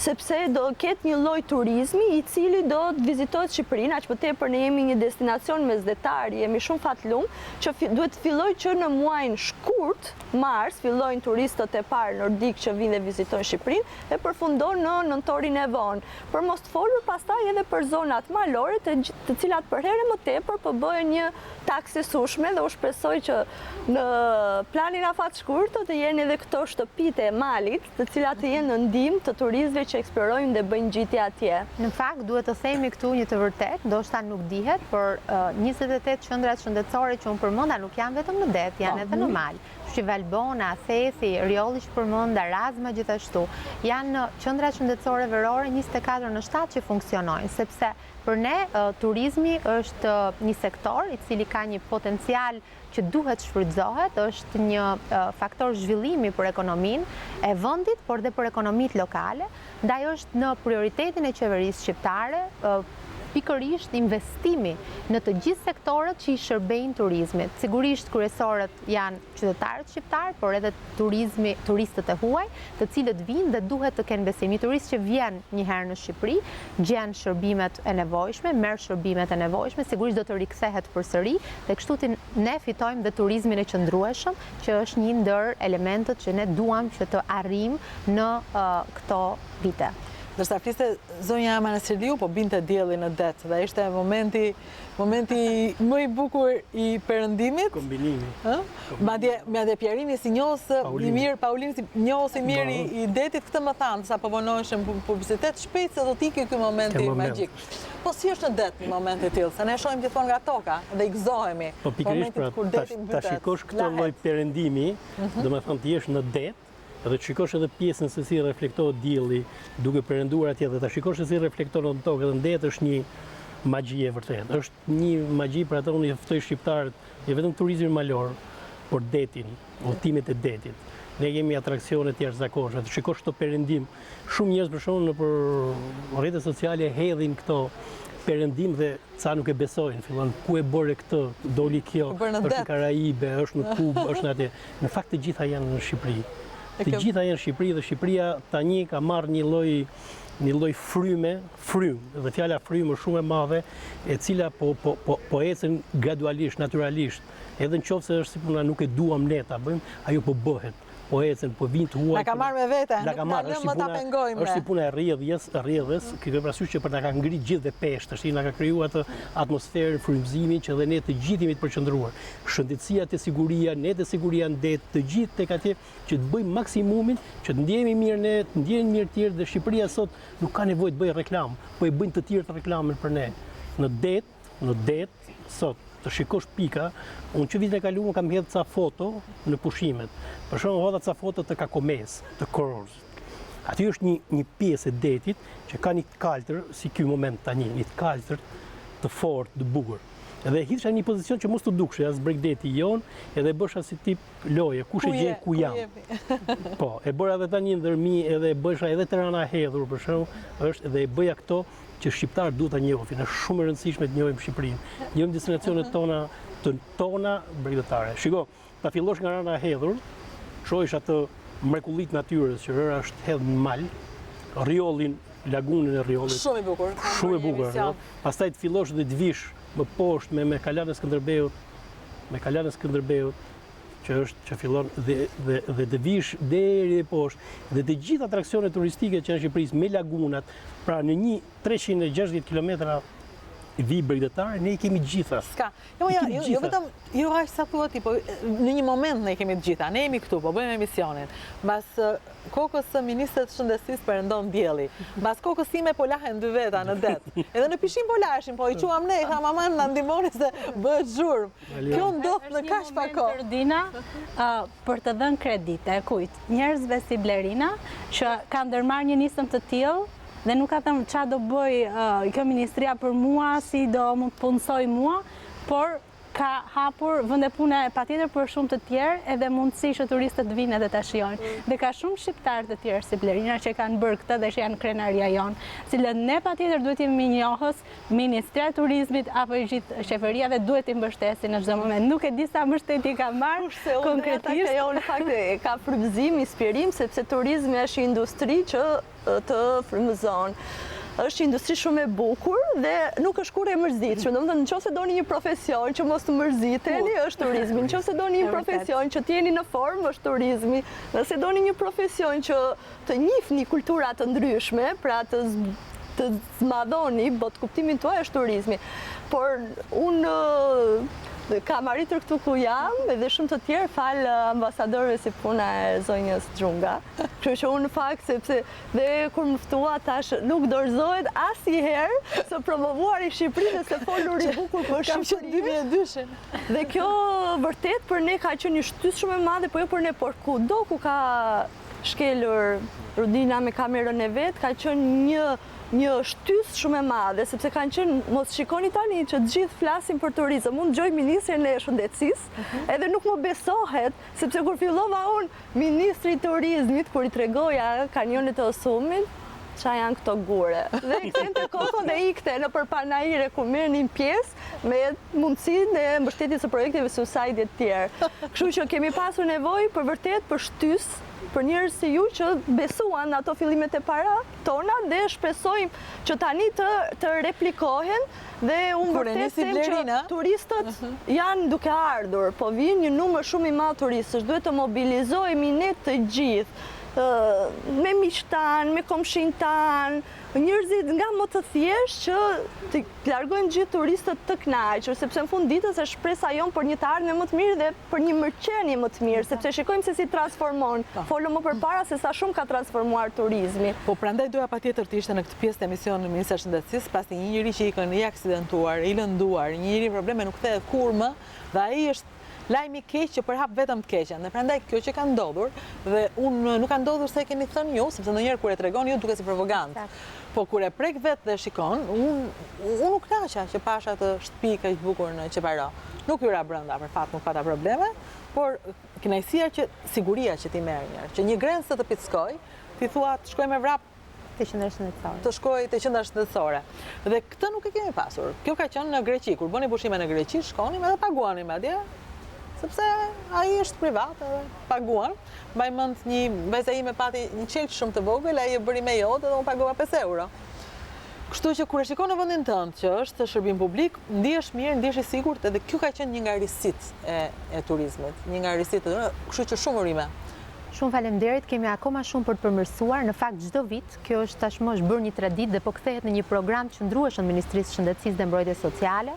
Tashmë është viti i 4 që ne hapim qendrat shëndetësore verore. Çdo vit ne mësojmë dhe përmirësohemi dhe sigurisht gjithë investimet që janë bërë në shëndetësi, që është ka ende shumë për të bërë dhe ka ende shumë për të përmirësuar, kjo nuk diskutohet, por le të flasim për ato çfarë kemi bërë dhe çfarë sot i ofrojmë ne turistëve dhe pushuesve, është që investimi në autoambulanca të reja, investimi në helikopter. Pra, mund të themi sot dhe unë besoj që kush e ka ndjekur vjet, po edhe si vjet, njësia e helikopterëve është në gatishmëri. Ne kemi patur raste të turistëve. Jo vetëm që nuk është. Jo, Rudina, madje unë kur më marrin në telefon ndonjëherë se mendojnë që ministri mund të jetë rruga më e shpejtë për të aksesuar shërbimin, i them sa më merrni mua, merrni 127-ën, sepse u përgjigjen më shpejt. 127-ën për çdo gjë. 127-ën.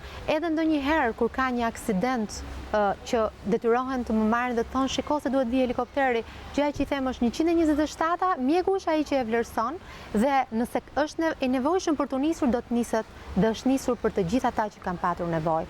Vjet janë kryer më shumë se 90 misione me helikopter. Si vjet po ashtu, nuk kemi patur ndonjë rast në Bregdet, po kemi pasur raste në Dibër, edhe në qarqe të tjera ku helikopteri është nisur dhe ka mbritur në kohë për të shpëtuar jetë. Pra, fatmirësisht çdo gjë ka vajtur mirë deri tani, shpresojmë të shkojë mirë, por ne jemi në gatishmëri dhe kjo është e rëndësishme. Përgjegjësia e lartë që ekipet mjekësore kanë, se punën sigurisht e bëjmë të gjithë në ekip dhe mjekët dhe infermierët janë ata që punojnë çdo ditë, punojnë 24 në 7 dhe për këtë vlen gjithmonë që të përgëzohen edhe të mbështeten nga ne, por ajo çfarë ne themi sot është që garantojmë kushtet bazë edhe ato dhe një pjesë standardeve optimale për sa i përket shëndetësisë, e cilat ketë kujdesin parësor, si që janë qendrat shëndetësore, të ketë kujdesin në rastet e emergjencës, aksidentet, incidentet që mund të ndodhin pikërisht afër plazheve apo zonave të banuara që ka popullat të lartë, por gjithashtu edhe strukturat e emergjencës, si që janë autoambulancat e mirë pajisura, se mund të kesh makinën, por nuk ke mjetet jetë shpëtuese. Dhe vetëm autoambulancat të cilat janë pajisur, janë 37 të reja që janë shpërndarë në gjithë Shqipërinë, kanë ndryshuar tërësisht ofrimin e shërbimit, sepse kanë rritur edhe vetë dijet e profesionistëve për të përdorur aparatura që si përdornin më përpara, dhe sot shërbimi kryhet më mirë dhe në autoambulancë, oksigjeni, defibrillatori, të gjitha pajisjet jetë shpëtuese. Nga ana tjetër, njësia helikopterëve në gatishmëri për çdo emergjencë apo urgjencë, incident që mund krijohet. Pra, kemi një shërbim i cili është i organizuar, i koordinuar dhe i integruar. Dhe jo vetëm me shëndetësinë, po me të gjithë institucionet, se shëndetësia nuk ka vetëm në kuptimin e shërbimit direkt, po ka gjithashtu dhe inspektimet për kushtet higjieno-sanitare, për matjen e ujit pishinave. Patjetër dhe dezinfektimi, që është program shumë i rëndësishëm, i cili bëhet nga Instituti i Shëndetit Publik në bashkëpunim gjithashtu dhe me bashkitë, se bashkitë kanë një rol shumë të rëndësishëm për gjithë procesin e DDD-ve që quhet apo dezinfektimit. Janë në procesin e kalimit të pushteteve, si bëhet? Për shembull, do na hanë mushkonjat të Jo, absolutisht, sepse ne kemi marrë dhe po kryhet, nuk e di nëse e keni ndjekur, po është kryer procesi dezinfektimit në Divjak, vijon sepse ai është një proces periodik, nuk është se kryhet një herë vetëm, në Darzez gjithashtu, djeshim në Shëngjin, është kryer procesi dhe kështu do të vijojë në gjitha ato pikat e nxehta apo hotspotet si i quajnë Instituti i Shëndetit Publik, aty ku ka dhe kemi maksimalizuar dhe optimizuar gjitha ato potencialet tona për të kryer proceset e dezinfektimit, por gjithashtu edhe deratizimit, që është i rëndësishëm, dhe dezinfektimit. Pra janë gjithë të tre proceset e DDD-ve që kryhen në bashkëpunim me institutin, i cili vlerëson, por dhe në bashkëpunim me bashkitë, pushtetin lokal, që është sigurisht pjesë integrale. Nuk mund ta bëjnë vetëm një institucion, është një koordinim apo një integrim i të gjithë institucioneve për të arritur ato objektiv që ne duam gjithë, një turizëm i sigurt edhe i qëndrueshëm padyshim. Përmendet të fjalë që qendrat shëndetësore verore. Besoj se funksionojnë edhe në dimër, në balkon, në pet. Qendrat shëndetësore verore janë 24 në 7 në sezonin ku ka pikë dhe patjetër që vijojnë në ato zona ku ka popullat dhe ka banor dhe ka dhe turist në periudhën e 3 të vitit. Janë ekzistente. Ndërkohë kur je në det, po kështu siguria si në tokë, ke një problem në det këmer 127-ën, ç'a të bësh? Jo, në fakt ka një postulat që ne na e thonin në Akademitë Marinës. Anija thotë është një ndërtesë inxhinierike në cilën kryhet gjithë proceset e jetës. Pra dhe kur e shikon me element pas elemente, thotë që brenda anijes janë të gjitha elementet e jetës. Pra, është edhe jeta, është edhe lindja, është edhe vdekja, është edhe mjekimi, është edhe gjithçka. Dhe anije, çdo atje ka ndihmën e vet, ato qendrën e vet sanitare brenda. Për shembull, nuk po themi shëndetësor, nuk po themi për kroqerat. Kroqerat kanë salla operacioni, salla e vogla, kanë të gjitha në standardet që ne vendosim për anije turistike, sidomos anijet që janë për transport pasagjerësh, në atraksione turistike, ne janë standardet e mjeteve të ndihmës shpejt. Pra, edhe personeli që është brenda i atyre marinar, kapitet, duhet jetë i trajnuar dhe kalon në për trajnime, për kurse, për turmat, ndihmën e shpejt, mbrojtje kundër zjarrit, pra janë nisur kursesh të cilët janë në funksion të sigurisë jetës së këtyre pasagjerëve të cilët lëvizin. Dhe në qoftë se këta ne jemi shumë të ftohtë në këtë lloj, jemi shumë diskret, nuk pranojmë asnjë lloj që as kapiteni, as marinari, nuk mund të hyjë një anije ku ka transport pasagjerësh nëse nuk është i trajnuar me këto kurse bazë, sepse parsore për ne është siguria e jetës njerëzve që lëvizin. Por duke u nisur te këtu, do të thosha që edhe se duke qenë se turizmi zhvillohet shumë shpejt edhe ndonjëherë ecën më shpejt se sa ne, do t'i thosha gjithë qytetarëve dhe gjithë atyre që marrin një shërbim të kontrollojnë se sa të licencuara dhe të certifikuara janë këto mjeta apo këta persona që ofrojnë si shërbim, se s'mund të ngelet gjithmonë pesha e institucioneve që i certifikojnë. Duhet edhe ne të rrisim pak ndërgjegjësimit, se ndonjëherë ndodhin aksidente, ka pasur edhe me rast vdekje, thjesht sepse personat ka qenë të shoqëruar nga një person i pak kualifikuar dhe jo profesional. Kështu që të rritet ndërgjegjësimi për licencën dhe kështu i shtym edhe këta të rinj që të shkojnë drejt institucioneve përkatëse për të marrë trajnimet. E kemi parsore parandalimin. ne me të gjitha standardet, me të gjitha projektet, me të gjitha udhëzimet, me të gjitha kërkojmë parandalimin e ngjarjeve. Ne nuk jemi nga ata si punati që të mbledhim pas ngjarjes. Ne bëjmë parandalimin e ngjarjeve. Pra, ne nuk e certifikojmë një anije, nuk e japim një anije. Ne nëse nuk ka të gjithë ndihmë shpejt, mjetet e shpëtimit, të gjithë gjaketonët e verës, asnjë lloj nuk e certifikojmë dhe nuk e lëmë të dalë në det. As nuk e lëmë të dalë në det nëse ka mbi ekuipazh, mbi kapacitetet që ka ajo të rëdhurët. Pra, janë një sër masash, të cilët ne kemi filluar edhe duke i bërë atë që thatë ju nëpërmjet të edukimit, kontrollit dhe pastaj fillon edhe ai certifikohet, sepse të ardhurat që sjellin këto anije janë shumë të mëdha. Këto anije turistike që lëvizin në Sazan, Karaburun kanë të ardhura. Një kapiten, janë një se po them ka rrogë që shkon 1000-2000 euro. Ja për këtu që bën vetëm nga Vlora deri në Karaburun. Po në rastet e motorskafeve, se këto janë më të shumtë se sa anijet, më shumë për këtë e kishim, sepse dhe këto, se Karaburuni është dhe çiki vështirë nga ana perëndimore. Kështu që më shumë si e menaxhoni këtë situatë. Ne menaxhojmë edhe situatën e motit. Ne kemi edhe faqen tonë Facebook, Drejtoria e Përgjithshme Dritare, dhe ja tregova edhe Po motin e kanë sakt fare, dhe unë nuk e bëra emisionin pa marrë okej nga. Ne marrim këtij emisionin vetëm se ishte era me 20 për sekond, nuk mund ta bënim. Dhe ne bëjmë njoftimin e gjithë mjeteve lundruese, edhe mjeteve transport pasagjerësh, po edhe mjeteve të vogla, gomoneve të gjithë që nesër para lajmërojmë edhe kapiteneritë e porteve, atje nuk i lëmë të dalin det, bllokojmë dalin det, që ata mos të rrezikojmë jetën dhe deri tani fal kësaj pune, fal edhe ngarkesës, kemi pasur edhe suport madh nga qeveria. Për shembull, qeveria shqiptare këtë vit ne na ka dhënë shtesë punojës me kontratë vetëm për sezonin turistik, për kapiteneritë e porteve, për Sarandën, për Vlorën, për Himaren, që është kthyer ajo në një destinacion turistik. Po, patjetër. Shumë i madh. Për shembull, ne mos harrojmë si vjet në Shqipëri janë bërë 2 festivale muzikore me përmasa 4000 vet. Dërmiu dhe Rana Hedhur. Se çfarë kishit ju? Çfarë lidhje kishit ju me këto festivale? Transportin e këtyre ka ardhur, të gjithë kanë ardhur me tragete, pjesë e vogël ka ardhur me avion. Zim gjërat bëhen në Tiranë, ne kishim emisione për protestat, nëse kemi dhënë fare çka ka ndodhur andaj. Ne jemi në Po jeta vazhdon. Jeta vazhdon. Dhe kur ne bënim për shembull në Ranën e Hedhur, subjekti botë partia jonë politike botë mitingun e hapjes, të Rana Hedhur ishte festivali ju kishit përgjegjësi për festivalin? Po, dhe ne kemi për pjesëmarrjen atyre, sepse erdhën tragete, Durrësi ishte plot trageti me njerëz, me turistë të huaj, me emër, me makina nga Kosova, nga Greqia, nga Maqedonia, nga Bullgaria, nga Rumania, italian, shumë dhe normalisht siguria atyre ishte parsore, pavarësisht situatës që ishte në Shqipëri, pavarësisht molotovëve që përdorin. Ishin oazë natyre ata, nuk ndikonin. Nuk kishte.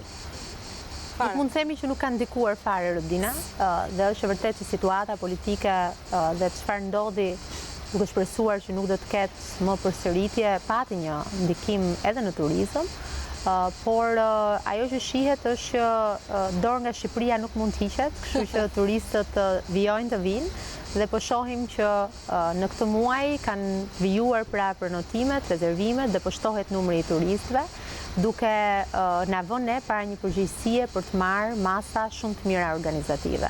Ndaj për t'i lënë pas çfarë është për t'u lënë pas dhe për të vijuar përpara drejt atyre që çfarë presin njerëzit dhe çfarë presin sigurisht jo vetëm në sezonin turistik, por edhe për tej, siguria që ne duhet garantojmë për qytetarët, na vënë ne para një përgjegjësie për t'u kushtuar akoma më shumë me gjithë ato potencialet dhe resurset tona për të përmbushur objektivat që ne kemi vendosur dhe pritshmëritë e qytetarëve.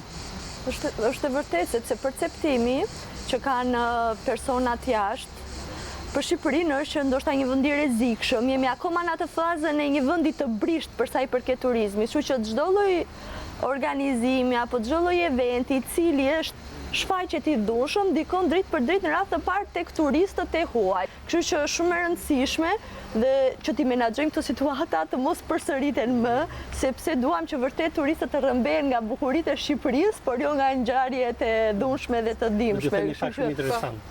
Në kulmin e ngjarjeve që ishin në Tiranë, molotovëve, në Sarandë do vite një kroqer. Një kroqer.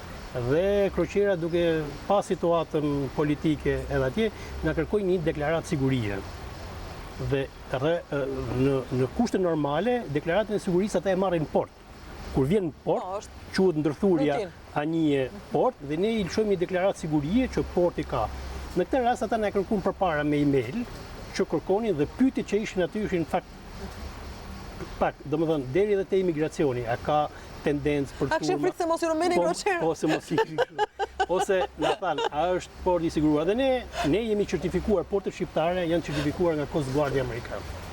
Ne kemi vite që auditohemi nga Coast Guard amerikan. Portet shqiptare nuk do të auditohen më çdo vit, por një herë në 2 vit sepse plotësojnë standardet e kodit ISPS, kodin ndërkombëtar të sigurisë.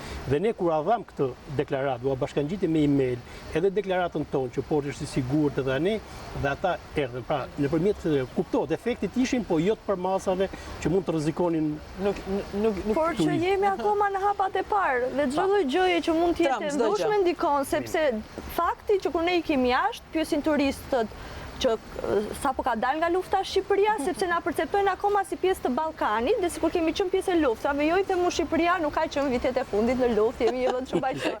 Po mund të ecësh në rrugë i qetë, po mund të ecësh shumë i qetë në rrugë. Dhe prandaj ne ndërmorëm fushatën Be Taken by Albania, sepse të gjithë e perceptonin Shqipërinë si personazhi Marko from Tropoja, dhe si vend kur në fakt realiteti është komplet ndryshe dhe ka një kontrast shumë të madh nëpërmjet asaj që perceptojnë turistët dhe asaj çfarë ne jemi në të vërtetë. Por e vërtetë është shumë e rëndësishme që të flasim dhe të japim. Duhet folur se ne marrim për të mirë qenë, ne dim që këtu është kaq bukur, që kjo pamja që sapo pam është normale për ne.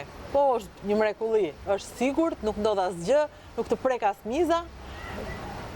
Por ata nuk e din, kështu që mbase duhet flasim më shumë për turizmin, ta promovojmë më shumë, edhe sidomos duke bërë secili punën e vet, Plerina të vetën, Deni të vetën, Paulinit të vetën, Ogerta, ne gjithashtu me promovimin, por promovimin e gjërave që ekzistojnë. Për shembull, ti mund ta promovosh këtë vend, sepse ky ekziston, ky është, ti nuk po gënjen, nuk po zbukuron, nuk po shton. Sikundër, qendrat shëndetësore nuk janë propagandë qeveritare, ekzistojnë, janë. Ti ke sigurinë që shkon edhe e merr mjekimin. Sikundër deti janë kaq mjete, se nuk ke ndonjë arsye pse ti shtosh, madje me sigurt që ty të duken pak. Unë them që vitin tjetër trendi do të jetë shumë më i trendi. Ikën makinat me bicikleta në Tiranë, me varkandet. Tash njerëzit do fillojnë që të jenë pronar të shesin makinat, të jenë pronar të mjeteve lundruese, ndet, skafeve, gomoneve për përshëndetje familjare. Do shtojmë tregun e punës. Ku do jesh me pushime këtë verë? Patjetër në një ndër plazhet e mrekullueshme të Shqipërisë. Unë kam një lidhje me Vlorën, edhe ti Rudinake. Po, unë nuk pushoj të thoni, madje duhet pushoj pa. E di. Në fakt kemi zgjedhur Dërmiun, plazh afër Vlorës, po sigurisht me ndalesa. Vlora do jetë ndalesa e parë, pastaj pak ditë në Dërmi, edhe kthim i shpejt, nuk do jetë pushim i gjatë. Edhe kontrolle, sepse ministra merr gocat me vete dhe kontrollon. Është e vërtetë, edhe një ndër arsyet pse zgjedh, sepse kemi traditë që shkojmë Vlorë, në Dërmi gjatë pushimeve të verës. Për ato ditë që bëjmë, kemi edhe qendrën shëndetësore afër, edhe shkojnë në çdo orë të ditës, edhe të natës. Dhe gjithmonë janë kështu në alert që e dim që do jetë këtu, por nuk e din asnjëherë që unë jam Dërmi, pastaj shkoj Dërmi fshat, pastaj kaloj në Vuno, pastaj kaloj në Jal, pastaj kthehem në Radhim, pra janë gjitha këto qendra shëndetësore, po sigurisht nuk harroj edhe anën pjesën veriore, kështu që e bëm dje në Shëngjin, do shkojmë javën tjetër në Velipoj, qendra e re të Velipojës është fantastike, qendra shëndetësore verore. Në Valbon janë, funksionojnë dhe sigurisht ofrojnë shërbime dhe mund të themi që çfarë është rëndësishme është paketa e barnave dhe materialeve mjekësore që ekziston në çdo qendër dhe që është e kompletuar dhe standardizuar. Pra janë 52 lloje barnash, edhe 25 lloje materialesh mjekësore, bombula e oksigjenit, EKG-ja, që janë në shërbim dhe që nga paketa e parë ndihmës shpejt pra nuk mungon asgjë. Pra çfarë mund të jetë çështje e mjekimit shpejt plagëve, çështje e perfuzioneve të ndryshme, sigurisht vera karakterizohet nga virozat e stinës dhe ato janë shërbimet që mund të merren më shumë në qendra, por për rastet pastaj të emergjencave ku duhet transferuar në spital, spitalet janë në gatishmëri gatishmëri edhe në rastet përforcuara, sigurisht për shembull Durrësi shton shumë turistët muajve të verës, ndaj Spitali Rajonal i Durrësit është një spital që shton edhe kapacitetet e veta duke përforcuar turnet, gjithashtu Spitali Rajonal i Vlorës, Spitali Rajonal i Lezhës, i Shkodrës, po ashtu. Ndaj puna është i një sistemi të tërë e integruar, nuk është vetëm qendra shëndetësore ajo që funksionon, se funksionon e gjithë në rrjet. Ndaj çdo ditë është një punë e madhe, një volum i madh që mjekët dhe infermierët kryejnë dhe padyshim është dhe një situatë alertë, shëndetësia është gjithmonë në gatishmëri, gjithmonë në urgjencë. Dhe gjithmonë merr kritika se kush e thot fjalën e mirë. Jo, nuk e thot dhe ne nuk duam që ta thon fjalën e mirë, por duam që të gjithë ta konsiderojnë sistemin, edhe qendrën shëndetësore dhe spitalin si të tyrin dhe kur kemi mundësi që edhe t'i ruajmë dhe t'i mbrojmë, patjetër që duhet t'i ruajmë dhe t'i mbrojmë, sepse zakonisht është parë ky fenomen që shkojmë dhe mbasi mbarojmë punë, prishim shkelim diçka apo prishim një mur apo thyejm një derë, sepse sigurisht edhe këto raste nuk kanë munguar nëpër spitale, por duhet të ndërgjegjësohemi gjithë të pronat tona, janë prona publike dhe të na shërbejnë të gjithëve. Dhe mbi gjitha duhet kemi një respekt jashtëzakonshëm për personelin që punon në to, për mjekët dhe infermierët, pasi janë ato që shërbejnë dhe besoj që meritojnë edhe të kenë respektin maksimal nga qytetarët, nga të gjithë qytetarët.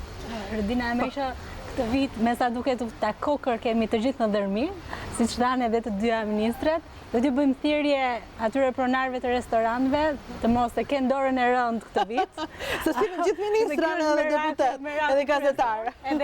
Po jemi në data të ndryshme, kështu që nuk përputhemi të gjithë bashkë, do monitorojmë në kohë të ndryshme vende të ndryshme. Se këta rregulluan të gjithë drejtarët e dërmiu dhe duhet ta shijojmë. Të pjesën e restoranteve dhe të peshkut, mos ne i binin qafë Shqipërisë. Jo, peua?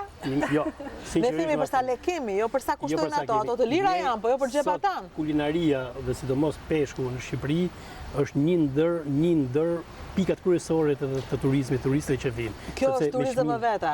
Është totalisht turizëm. Të njohësh ti peshkatar dhe ta shohësh në mëngjes çka ka marrë për ty, s'ka ku të vënë. Sot kishte një lajm për shembull shumë interesant në Vlorë. Domethënë është shtu shumë gaforja blu. Atë s'po kuptoja unë në fund. Gaforja blu është e këshillueshme ta hash apo jo? Po, patjetër, shumë e këshillueshme është mrekulli, ajo tash gafore deri tani njerëz shumë pak mund të hanin gafore. Ndërsa atje ishte bërë sot. Po pse quhet blu? Është blu e ujrave. Është nga ujrat, por i bën keq. Mirë, po han peshë të tjera, jo han specie të tjera. Kështu që duhet mbajtur në kontroll. Jo duhet më kontroll. Po jo nga ne ta zëm, ta konsumojmë. Ta konsumojmë ne se është një aset që ne e kemi. Unë kam qenë në Lisbonë. Lisbonë është qendra e EMS-s, Organizatës Europiane të Sigurisë Detare. Dhe Lisbonë, në qendër të Lisbonës, dy kryekuzhinierët më të mirë të restoranteve të Lisbonës ishin shqiptarë.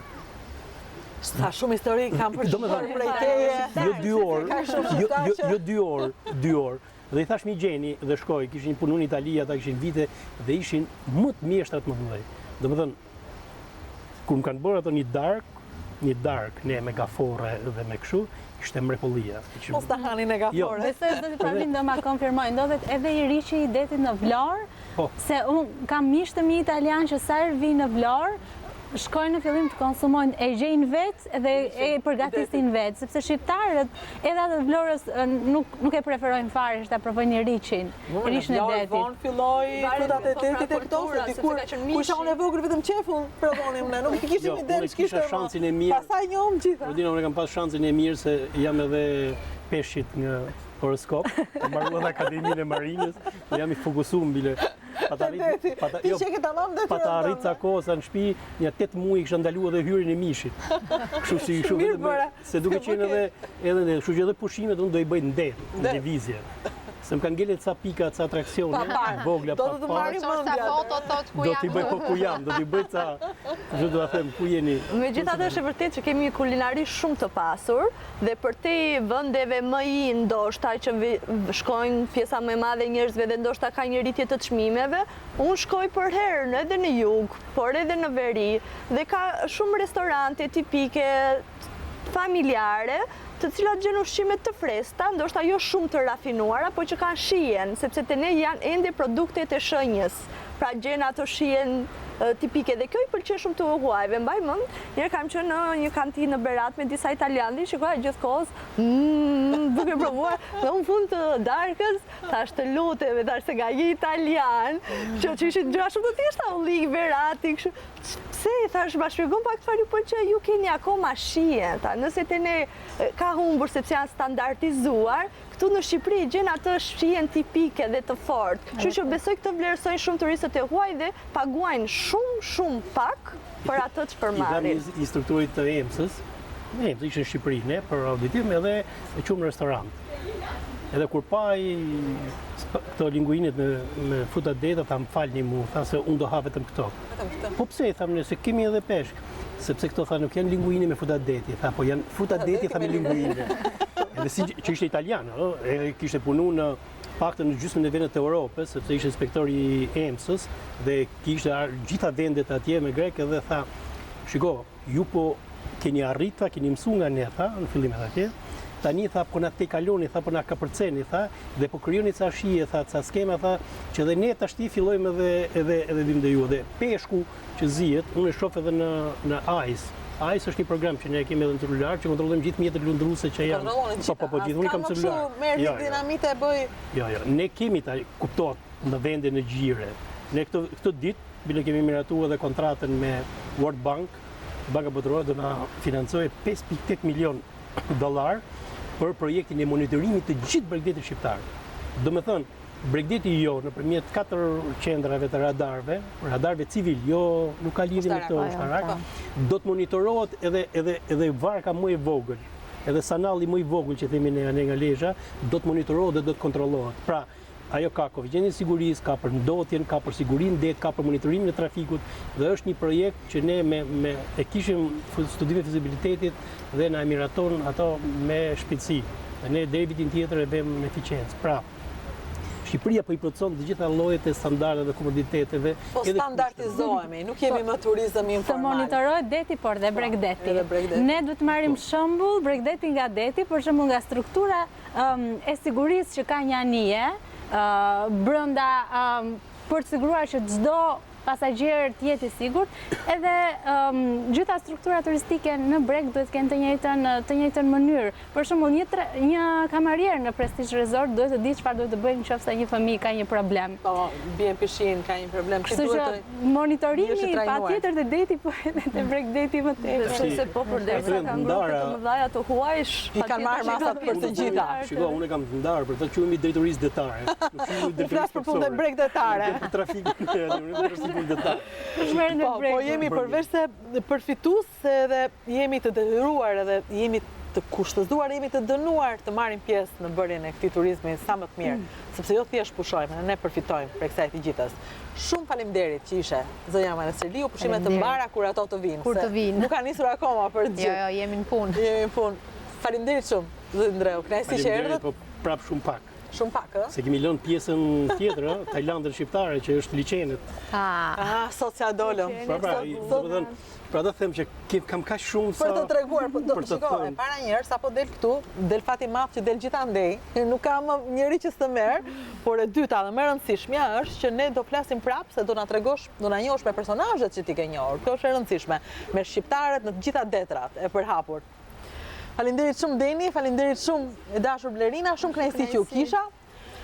Faleminderit që ndajmë emisione të bukura për turizmin. Kjo është kënaqësia jonë e madhe. Prandaj nuk themi kur e mbyllim këtu se asnjëherë nuk i dihet kur e hapim prapë të flasim për turizmin. Ajo na mban edhe na bën të shpresojmë që ky vend bëhet. Edhe po bëhet edhe do bëhet. Faleminderit.